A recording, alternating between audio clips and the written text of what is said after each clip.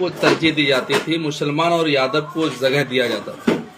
लेकिन जब तेजस्वी यादव जी ने जो MY समीकरण बनाया है, वो M से मल्लाह होता है, Y से यादव होता है। तो अभी उन्होंने 3 सीट देकर मुकेश सहनी की PIP विकासशील इंसान पार्टी को गठबंधन में शामिल किया और उसको 3 सीटें दी गई है। तो मेरा सवाल है कि मुसलमानों का हिस्सा कहाँ है? आज तेजस्वी यादव जी अपने भाषणों में पूर्णिया में बीमा भारती के नॉमिनेशन में आए थे, उन्होंने हैदराबाद का जिक्र किया था और हैदराबाद का जिक्र किया और हैदराबाद पर उन्होंने कटाक्ष किया। तो मैं तेजस्वी यादव जी से ये पूछना चाहता हूं कि आपने उस सभा में कहा था कि हैदराबाद से लोग आएंगे, तो आप जो दिल्ली के मंच पर जाकर भाषण देते हैं, मुंबई में जाकर भाषण देते हैं, मुंबई के नेताओं को आप पटना बुलाते हैं, शिवसेना के नेताओं को, आप फारूक अब्दुल्ला को बुलाते हैं जम्मू कश्मीर से, आप बंगाल से हैं, तो आपके पेट में दर्द क्यों होता है? मैं सीमांचल वासियों की अपील करना चाहता हूं कि राजद की MY समीकरण क्लियर हो गई कि वो मल्लाह और यादव का गठबंधन किया है, यानी आप उस गठबंधन में कहीं नहीं है। तो इसीलिए हमारी अपील है कि आपका जो अपनी पार्टी है, सबने दिया है हमको चोट, सबके मन में है खोट, अब न देंगे इन बेईमानों को वोट, अपनी पार्टी अपना वोट, इस नारे को रट लीजिए और इसको अपनी जिंदगी में अमली जवाब पहनाइए और अख्तरुल ईमान साहब को भारी मतों से किशनगंज से जिताइए। ये आपकी आवाज़ है, आपकी मुखर आवाज़ है। देखिए, हम कभी भी हिंदू मुसलमान नहीं करते हैं, हम अपने हिस्सेदारी की बात करते हैं। हम तो कहते हैं कि हमको हिस्सेदारी मिलनी चाहिए, बहुत हुई झंडा बरदारी, लेकर रहेंगे हिस्सेदारी। अब एक बात बताइए, जब जाति जनगणना हुआ तो स्पष्ट हो गया कि हमारी आबादी बिहार में 18% है और मल्लाह की आबादी 2 से 3% है।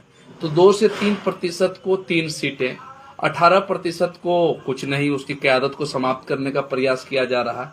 तो मैं सीमांचल के तमाम लोगों से ये कहना चाहता हूँ, बिहार के उन तमाम लोगों से, कि आप सीमांचल के अपने मजबूत महबूब नेता लीडर अख्तरुल ईमान साहब को कामयाब बनाए। आज मैं इतना ही बातचीत करूंगा। बहुत बहुत धन्यवाद। क्योंकि मुल्क और मुल्क के हालात ऐसे नहीं है और आप आज यहाँ पे बैठ के ये नहीं बोल सकते कि अगले 5 साल में ऐसा कौन सा कानून आएगा या ऐसा कौन सा सितम हमारे ताल्लुक से प्लान किया जा रहा है जिसका मुकाबला आपको और हमको करना पड़ेगा। और जब ऐसा कोई कानून या ऐसा कोई सितम ये लोग अगर सोच रहे हैं, जो आप जानते हैं, आपका दिल को भी ये मालूम है कि ये चारों तरफ से ये एक साजिशें रची जा रही हैं। तो अब ये साजिशों का मुकाबला अगर आपको हमको करना है तो सबसे पहले इनका मुकाबला करने के लिए हमें सिपाही चाहिए और उस सिपाही हमें ऐवान पार्लियामेंट में चाहिए। हमें सिपाही रोड पे नहीं चाहिए, हमें सिपाही चौरस्तों पे या नुक्कड़ों पे नहीं चाहिए, हमें सिपाही अपने गांव में नहीं चाहिए, हमें सिपाही चाहिए ऐवान पार्लियामेंट में और विधानसभा में, जो आपकी और हमारी बात कर सके। मैं यहाँ 2015 से आ रहा हूँ, 2015 से आपके दरमियान में रह रहा हूँ और अल्हम्दुलिल्लाह आप लोगों से भी बहुत सारी चीज़ मैंने सीखी है। आप लोगों की बड़ी काबिलियत हमने ली है और मैंने जो बिहार में सीखा है मैं कोशिश करता हूँ कि यहाँ पे सीख कर वहाँ पे जाकर मैं काम भी कर सकूँ। क्योंकि आप यकीन जानिए, जब मैं बिहार को आया और जब मैं हैदराबाद को देखता हूँ, मैं ताज्जुब करता हूँ कि आप लोग किस बुनियाद पे अपने MLA या MP को चुनते हैं। क्योंकि हमारे पास चुना जाता है काम की बुनियाद पर, हमारे पास चुना जाता है अवाम के बीच में रहने की बुनियाद पर, हमारे पास चुना जाता है उसको जो ऐवान असेंबली में जाकर हमारी बात कर सके, हमारे पास चुना जाता है उस बुनियाद पर कि अगर हमारे महल्ले जात में कोई परेशानी आए तो वो हमारे साथ ठहर कर लड़े। हमारे पास चुना जाता है उस बुनियाद पर कि अगर हमारे महल्ले जात में हमारे नौजवानों पे कोई परेशानी आए तो जिसको हम या MLA बनाते हैं या MP बनाते हैं, वो वक्त में आप हमारे सामने आए और हमसे पहले वो ठहरे और अपनी जान के नजराने पेश करें। हम वहाँ पर देखकर ये चुनते हैं कि अगर कल पुलिस का जुल्म हमारे महल्ले जात में हो तो उन पुलिस वालों का मुकाबला कौन करे। अगर कोई तंजीमें अगर हमारे खिलाफ साजिशें बना रही है तो उनका मुकाबला कौन करे।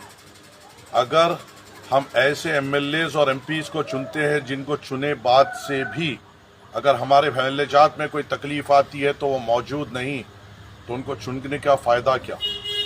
अगर हम ऐसे एमएलएज और एमपीज को चुनते हैं जो हमारे महल्लेजात में या हमारे नौजवानों पे कोई तकलीफ आती है और वो गूंगे बहरे बनकर अपने घर में बैठ जाते हैं, तो ऐसे नुमाइंदों को चुनने का फायदा क्या?